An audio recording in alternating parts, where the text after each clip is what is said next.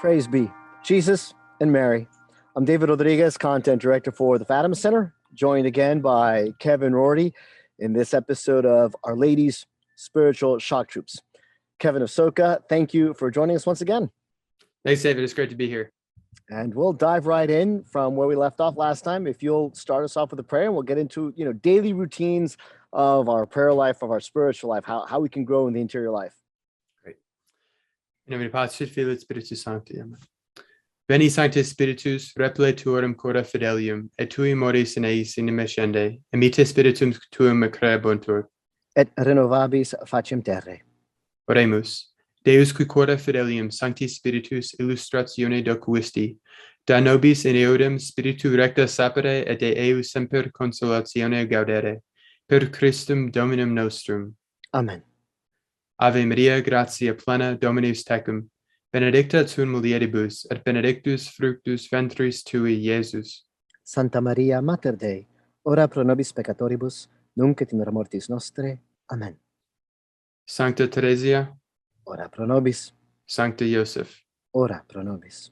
In nomine Patris et Filii et Spiritus Sancti. Amen. Amen. All right. So yeah, Kevin, I mean, last time we did get off on I would say maybe slight tangent, but I think it was a very important one. We were talking about 3 things that, for example, married couples can do who want to grow together in their interior life.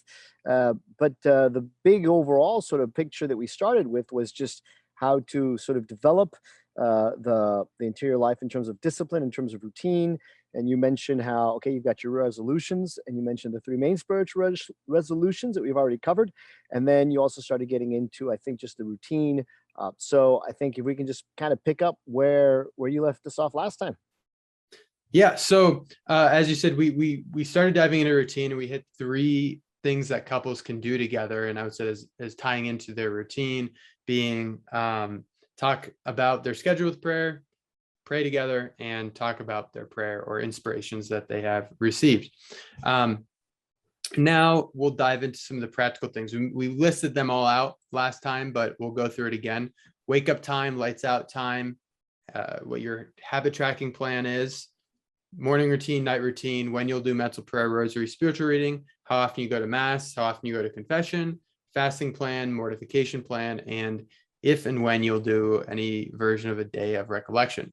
So, and to reiterate, as we said last time, these are not, meant to be set in stone by any means. They're going to be applied very differently for different people, but the general principles are good to at least consider to see the reality behind them and how we might integrate that into our own lives.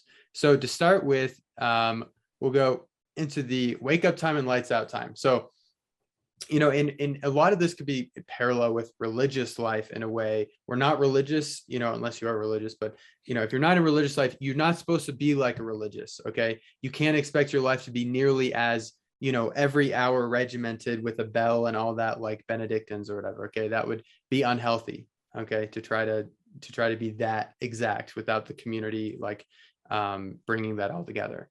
So, but having a time you're going to wake up, even on a secular level, they talk about how important this is for your circadian rhythm, for your psychological health, on a natural level, let alone if you want to be able to pray, typically you're going to do that in the morning. But even if you're not going to pray in the morning, it's really important that you have some routine and order to start your day. If you're going to be a master at golf, or you're going to be someone who's really regimented with your schedule, or you're going to be really good in business, or whatever it is, you need to have a sense of order, and that always begins with the morning. So if you don't have some wake up time established, it doesn't, a lot of times people say, well, to be disciplined, you have to wake up at 4:30 in the morning. You don't have to wake up at 4:30 in the morning. Some people are able to do that. It depends how much sleep you need, figure that out. People differ on that. But having a general time that you're going to wake up consistently, that your body gets used to waking up at, is going to really help you to wake up and be more alert. And then that ties into, what we'll get into next, which is what your morning routine and night routine will be. And I'll get into that in a second. So wake up time, that's one thing. Lights out time, same thing at night. It's especially at night, if you don't have a time you're aiming for, especially in our modern times, it's very easy to get sucked into well, I don't know what time I'm going to bed, so I'm just going to start watching YouTube videos or worse things or whatever it is. And you just, next thing you know, it's like 3 a.m, or whatever. I know, especially for young people or college students or whatever, this can happen quite frequently, or you're just out with friends, whatever it is. If you don't have a general time you're aiming for, you might just, waste a bunch of time, and then you're going to be exhausted the next day, and then you're going to be behind on things, and you're going to wake up late, and you're not going to schedule your day. You're not going to have any sense of order, and you're going to be running through things, like a chicken with its head cut off. And you're really living more on impulse and fear at that point, because you're just running on adrenaline, what's pulling you in one direction, like what's your bare minimum, your obligation you have to do, rather than living with reason, where you're proactive, where you're thinking, what are the ends of mine? How can I plan things out? It's kind of like someone who waited to the last minute to write a 10-page paper that they have to finish by tomorrow. They're going much more on adrenaline. And while they might finish and might even end up being a good paper, if they live their entire life like that, they will never achieve something great, because they're not living intentionally. They're not living with a sense of, this is the general direction I'm trying to live for. And the spiritual life, there's not going to be a sense like, today's the day, like it's due today, until you're dead. You're not going to have a due date for it. So the only way you can do this is if you start to actually not live on pure adrenaline, last minute rushes, but actually proactively. That's what I see with a lot of guys in particular that I know, that I've helped work with. A lot of them, they don't have a spiritual life because they have zero sense of order and discipline in their life. They don't have any structure. And it's like, they don't even have the concept of having a calendar. Like, if someone says that you want to get together sometime, let's put something on the calendar. There's no concept of that. They're just living purely on feelings, and these are like mid 20-year-old guys, and it's no wonder, and these are Catholics. It's no wonder that our society is just crumbling. Because anyway, that's a tangent. No, I mean, I think what you're saying is really good. And I mean, just a bit real simple theological bedrock principle is that grace builds on nature. So, I mean, that's an easy thing for everyone to memorize. Grace builds on nature. We all want to be growing in grace here. We want the spiritual life. That's let's say, the grace part, the supernatural part, but it is going to build on nature. And so I think the things you're hitting at right now, Kevin, are natural things. But if we don't get those natural things ordered, we certainly shouldn't expect for the grace, the supernatural things to be ordered.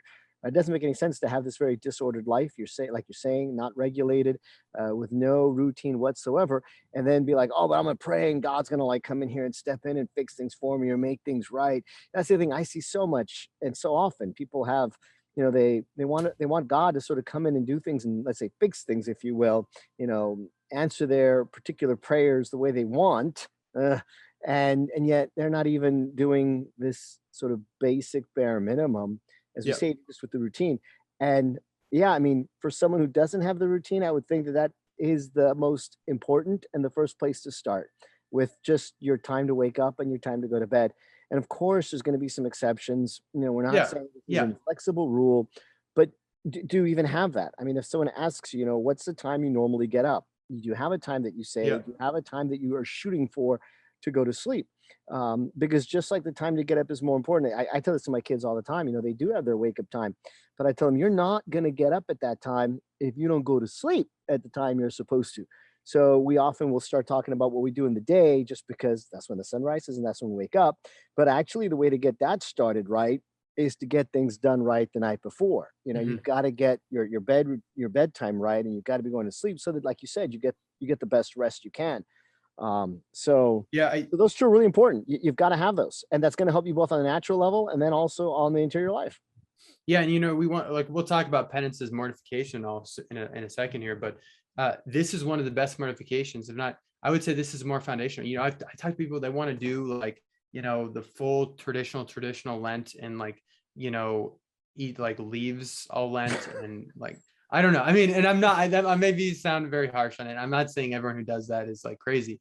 I think that there's definitely value in it, but very seldom do I find people who are I'm really intense about that, also understand the prioritization of the interior life, and they're trying to grow in charity, and understand that's really this is all about, is growth and love of God, and that the best mortifications are given by God and living virtuously, and doing your daily duty, doing the simple things. I mean, that's the thing. If you really think about the the concupiscence that I think that is built into all of us. I mean, the only way you're going to get out of this is, again, through a lot of habit.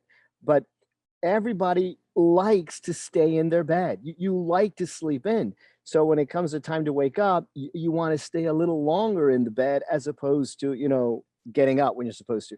And then when it comes to the nighttime, pretty much everybody likes to stay awake Yeah. and do more. So you always have to be fighting. Again, as a dad, I see that a lot more with my children. It's so obvious in the young child.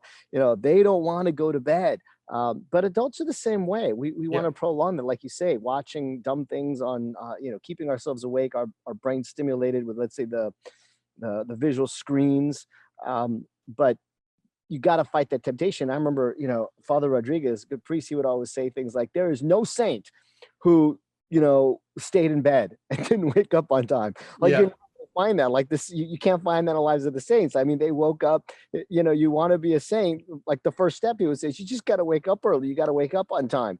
You can't stay in bed. No saint does that. So, I know my children want to be saints, but I always remind them of that. You can't be staying in bed. You're not going to be a saint if you're staying in bed, Yeah. Yeah, definitely. And it's a way to get, St. Vincent Ferrer, he writes in his, I forgot the name of the book. The Spiritual Life, I think is what it's called, by St. Vincent Ferrer. I think it's a treatise on the spiritual life, right? That's it. Yeah. The treatise on the spiritual. Yeah. And he talks about basically when you get, once the bell goes off for him, or the alarm for us, get out of bed as if it's on fire and get on your knees and pray right away, and there's definitely some, like, when you do that, there's something that happens and you're more alert when you wake up in the morning. I don't know. It's kind of crazy, but anyway, so that's, bedtime, rising time, lights out time, wake up time, whatever you want to call it. It kind of caps the day and starts the day. Really important. So after that, now we'll go into morning routine and night routine. So what are you going to do the hour before you go to bed? What are you going to do the hour that you wake up?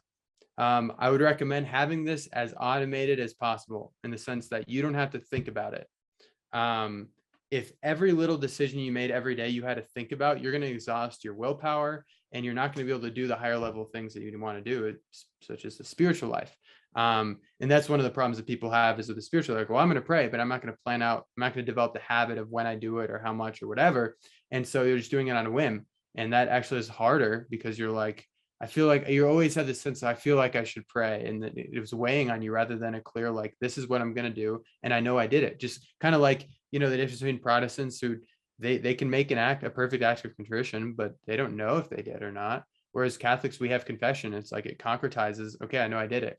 This isn't the same thing. It's not a sacrament, but it's in the sense that it's concretizing. Like, I know what I've committed to God to do, and I've done it, or I haven't, but it's clear, So, the routine is important, because, again, I don't know if people have really thought about this, but it really dawned on me. It was like a revelation to me. Decision fatigue. It's a real thing. You alluded to that just right now, Kevin. It does take energy and willpower to make decisions. It requires something of us. That's why when, for example, your room's mess and you got to put everything in order, it's tough, because if you go through each item and you got to make a decision on it, you get tired. That's this decision fatigue, the energy it takes us. So when you put it on a routine, as Kevin is saying, then we take out that factor of not having to think about it all the time. And it's just automatic. It's just what you're going to do.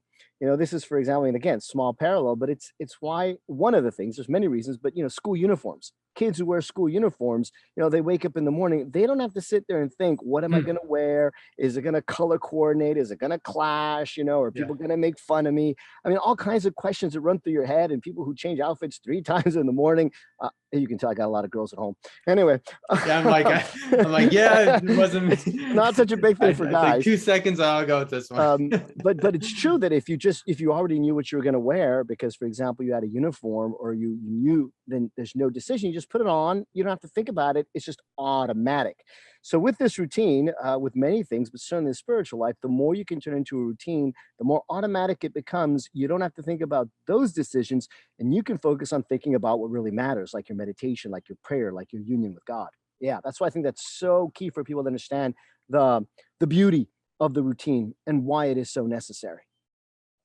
Yeah, absolutely. And so some things like you said, you want it to be automatic. You know, a very common one you could think of would be brushing your teeth. Like I hope most people like have that in the routine somewhere where it's, you don't really think about it. You're just like, I know I need to do this as a part of like before I wind down to go to bed. But some things to take into account. I mean, in the morning, you know, a lot of people, part of their routine, they may not even have processes to go and make themselves a cup of coffee, or tea or something like that, you know, kind of stimulates them. Maybe it's turn on the lights. You know, I have a like as soon as I get up, I go on my knees, you know, and I pray. I do the morning offering. I recommend doing that like first thing as you get out of bed. And then, you know, and then you go like, do you put on a robe or do you change right away? Or like just all of these things, think it through, map it out, write it out. Seriously, think it through. And it'll just make your morning, put things in there that like I stretch in the morning, that gets me awake and I feel rejuvenated, you know, and then I go and pray. We'll put some things in there that makes you feel, okay, this is something I look forward to in a way. And it's very just like boom, boom, boom. It's just going to happen that way. I would recommend a few of those things that helps you wake up. And then you prayer, that's what I would do, the meditation. I think it's the best time of day to do it typically, because your mind is clear and you're free of distractions, and you typically are going to have more silence in the morning. That said, doesn't work for everyone, but I would recommend as much as possible having that automated routine at night as well. You know, what are the last things you're going to do to wind yourself down that are going to help you calm down so you are going to fall asleep? You know, turning off technology, I definitely recommend that to the extent possible. You know, and if you have a hard time getting up in the morning, at night, set your alarm away from your bed. So you have to get up and turn it off, you know, away from your bed. Now, if you have a spouse, and I mean, again, practical considerations are very different for different people, but that's just a typical recommendation to really help you get out of bed. Yeah, no, I know this one priest who says that if you hit the snooze button on your alarm, you've already lost the first battle with the devil. Like the devil's already got his hooks in you right in the morning, and you haven't gotten out of bed. You know, another priest would say, you know, the very first thing you have to do. And I think this comes even from the core of ours and others, but they would say, man, as soon as you wake up, I mean, the first thing you do is you're making the sign of the cross. You know, you're commending yourself to God, as you said. You're getting up out of bed. You're getting on your knees. You're saying a prayer. So I mean, those are really important little habits to develop, because again, yes, you want to set the tone for the day right. You don't want your first act in the day to be, let's say, an act of sloth in which the devil's got you, but an act of prayer, an act of praise and giving glory to God. Yeah. Yeah. So let's say you do about 15, 20 minutes of kind of waking up, and then 15, 20 minutes of meditation. And then I would say you have 15, 20 minutes of scheduling your day. I have like a whole startup routine that I have just for like scheduling things, but I have a lot of variables that I have to take into account, but just look at your calendar and think, what are the things I have to do today? If you have, I recommend having a planner so you keep track of your tasks. Don't just live on your pure memory. It'll actually free you from feeling anxious. You'll have more peace, because when something comes to you, you write it down, and then you write it on a piece of paper, or you put it, like I use a Google Doc or something like that. You capture all your ideas, and then you unload those ideas every few days or whatever into like tasks that you have on a planner or in a task management software or in your calendar or wherever. But just knowing that you have some kind of system. So if something comes in, you're like, oh, I know I got to do that. I got to remember that. If you have it out there, it's going to help you a lot. It's going to help you have order with your life. And then you're going to be able to prioritize, because part of the spiritual life is developing order in your life. And that's understanding the hierarchy of things. You know, a buddy who's texting you about the game is not as important as like,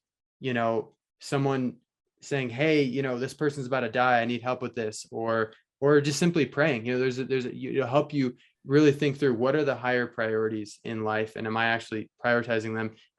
Does my calendar reflect that?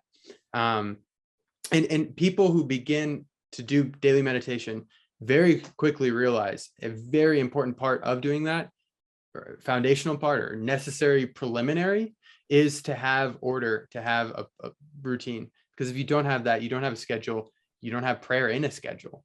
You know, if that's the only thing in your schedule, you're probably not using a schedule at all. And you're probably not going to take that very seriously if you don't take your other appointments or other things in your schedule seriously either, you know? So I would recommend scheduling your day in the morning or at night. Maybe you look at your schedule for the next day, just so you're thinking about your responsibility really to use your time well. And that's, I think, one of the biggest things when people say, I don't have time to pray.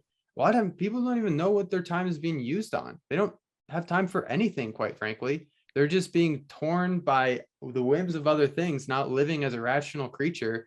If you actually, do they actually think through how they're going to use their time, or is it just by impulse, or by like, well, I just, the government, if I don't go to this thing, the government's going to, they're going to take my house away or something. It's like by fear, it's not a way to live, So, anyway, morning routine, night Yeah, routine. but the routine is so important, right? Because once you set it, and that's also why, again, the time you wake up and you don't want to hit that snooze button, because if you're doing something like, Kevin was saying, where you've got a few minutes where you're doing some exercises, you're stretching, you're brushing your teeth, you're getting yourself ready, you're doing some prayer, and then you're kind of getting your day ready, you probably also have in your mind that whatever, you want to be at work by 8 o'clock, or you need to leave the house by 7:30, whatever it is.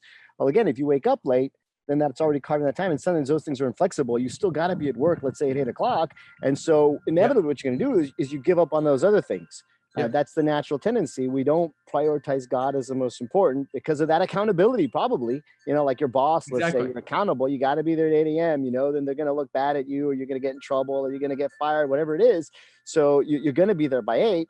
And if you wake up a little later, then you're just like, well, sorry, God, you lose this time. I don't do my prayer.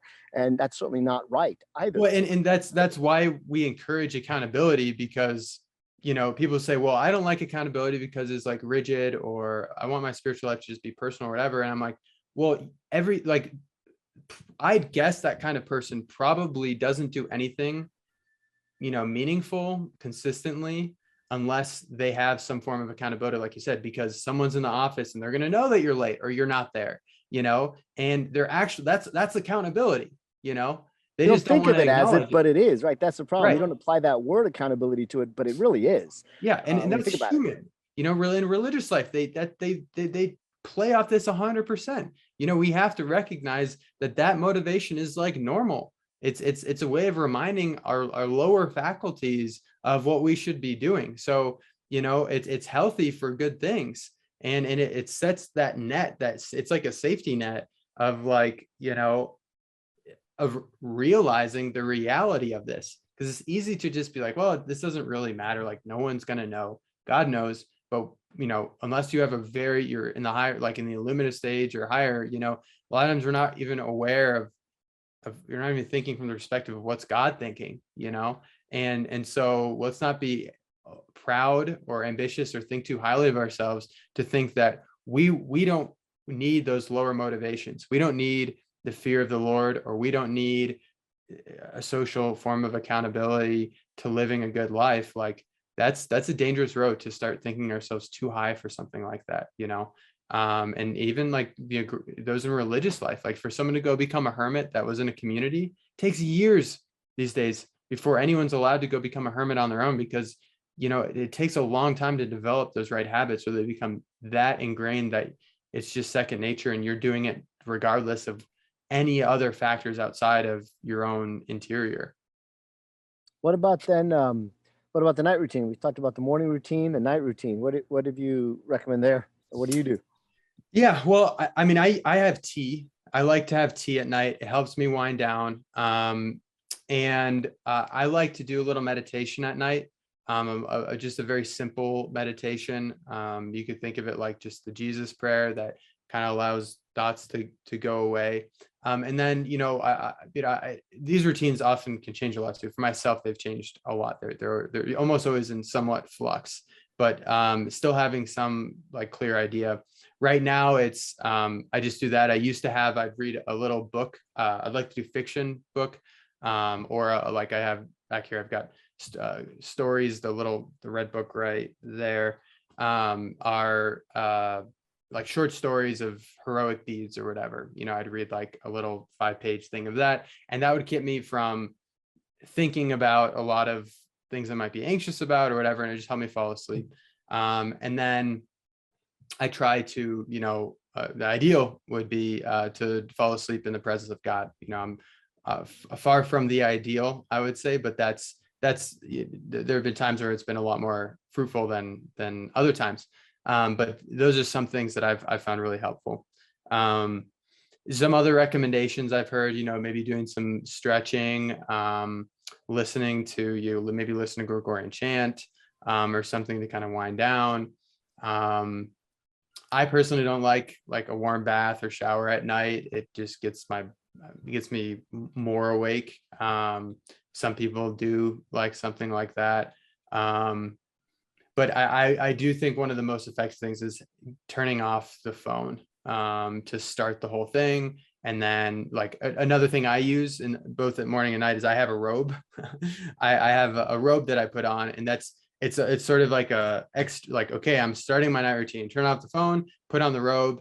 And now I'm like, okay, I'm going to make my tea. Okay, now I'm going to pray. Okay, now I'm going to brush my teeth. And now, okay, I'm going to go to bed and be in the presence of God, or I'm going to read a little with the lamp on, So I think like what the robe does is sort of like an external, like, okay, I'm now in my night routine kind of mode. So thinking of those kind of things for yourself, there's obviously a lot of variety that can be put into that. Maybe doing spiritual reading that could be fruitful. I think I wouldn't save, if that's a resolution of yours, I wouldn't save the minimal amount of your resolution for night, because you might be really tired. You might fall asleep right away. I myself am not, I have a hard time falling asleep. I have to like really try to wind myself down. But some people, they're opposite, like phlegmatics especially, will just, they can be out like that. Anyway, a lot of this comes down to your own personal situation, and think through what might be helpful and experiment with it. That's totally fine, but over time, I think it becomes a comfort, a small consolation in a way of like, this is a security belt for me in my life. And I know like, I'm just going to follow this, something I kind of look forward to, but it's also going to be healthy for me on a psychological level, on a practical level, and for my spiritual life, because having this cap, and start to the day, it's like, it really, really does help. Oh, and the other thing would be examination of conscience. So something I have is, we have 2 adoration chapels within 10 minutes of my house, 24 hours. So I go to, I start the whole night routine as I go. I drive to adoration and I do my examination of conscience there. And then I drive back and, put on the robe and get the tea and all that. So, but there's a lot of different ways you can do this. You may be going for a walk or whatever. So. But again, just, a couple of things I would just really emphasize is, one, I think the routines are important. I definitely have struggled. I struggle a lot more with the night routine than I do with the morning routine. And the reason for that, and I know myself about this, is that I have a lot more energy in the morning. I am a morning person. I know people talk about that too. My wife is actually more of a night person. I'm more of the morning person, but I can be one of those who, when it's nighttime, I am just tired. And when you're tired and you're sort of exhausted, and you sort of exhausted all your energy during the day with work and with all the different commitments you've got and the things you're trying to do and the kids that are running around, etc., you can just be so tired that if the routine isn't there and the routine isn't set, that just kind of nothing happens. I'll even notice it, for example, people might notice this about themselves. I will lose my temper. I'm more impatient. I'm a little bit crankier as it gets later at night. The kids notice, right? So that's why it's important for them too to do their routine and to get to bed on time, because then dad becomes they avoid the wrath. Yeah, dad becomes more unpleasant. So again, if you're like that and you're running out of energy at night, you have less energy, then that routine is going to be so much more important, so you can just slip into it. And then I think the other thing that is very important, and we do not give it sufficient credit today, but you've mentioned it, Kevin, and that's to turn off all the technology. The video screen or the television screen or the phone screen, any of those things. All these things that are, I would say outside of maybe an auditory thing, like you said, like a Gregorian chant, or even, some time ago, a priest, because I was doing that thing. I would watch a YouTube video here, YouTube video there, even if it was like a spiritual nature. And the priest just told me, look, why don't you just listen to something, listen to a good, audio book, for example, and you can go to sleep to that, David. That can put your mind to rest, but it'll definitely be a lot better for you, both spiritually and even just on the purely physiological, natural level, because it's going to be better for you in terms of getting your rest that you need. So I would say don't have the screen, especially. There is something, and it is scientific too, about that phosphorescence, that luminescence coming off that screen from the phone or the computer, the television, that is not good. It's not good for a human being to be going to sleep that way. So yep, totally. Shut those things off. Don't make that part of your routine. Yeah, that's not the time to be watching the Fatima Center's YouTube Rumble channel or this Soka video. Don't do that. Right. That's right. Shame on you. That's right. Well, Kevin, I think again we've pretty much run out of time on this one. Yep. So we'll talk. I mean, and the thing, I mean, right now we hit the routine more like the daily routine. But I think another thing for people just to keep in mind, and we can pick this up next time, is that the routine also has its sort of like weekly components and monthly components. Yeah. So, even when we talk about like how often you go to mass, obviously we've got Sunday mass, but some people might incorporate, it's not necessarily part of their daily routine, but another mass or two could be part of their weekly routine, as well as confession, as well as some of these other things. So we'll pick up some of the daily routine in our next episode, not the daily routine, some of just the routine in general in the next episode. And I think the other thing that we really, I'm certainly very interested is I was looking at the plan of life that you sent us, or things like the predominant fault, knowing your personal temperament, this self-knowledge that we're going to need to grow in the spiritual life. So if you're looking forward to some of those topics that are coming up very soon, it's going to be some of those things, the predominant fault, your common faults, your temptations, and your temperament. Yeah. Yeah. Lots to look forward to. All right. We'll go ahead and close maybe just with the Our Father. In the name of the Father, and of the Son, and of the Holy Ghost. Amen. Pater noster, qui es in celi, sanctificetur nomen tuum. Adveniat regnum tuum. Fiat voluntas tua, sicut in cielo et in terra. Panem nostrum quotidianum da nobis hodie, et dimitte nobis debita nostra, sicut et nos dimittimus debitoribus nostris, et ne nos inducas in tentationem, sed libera nos a malo. Amen. Gloria Patri, et Filio, et Spiritui Sancto. Sicut erat in principio, et nunc et semper, et in saecula saeculorum. Amen. Our Lady of Fatima. Pray for us. In the name of the Father, and of the Son, and of the Holy Ghost. Amen. Amen. Thank you all for watching. Kevin, thanks for joining us, and we'll catch you in the next episode. Thanks, David. God bless everyone. God bless.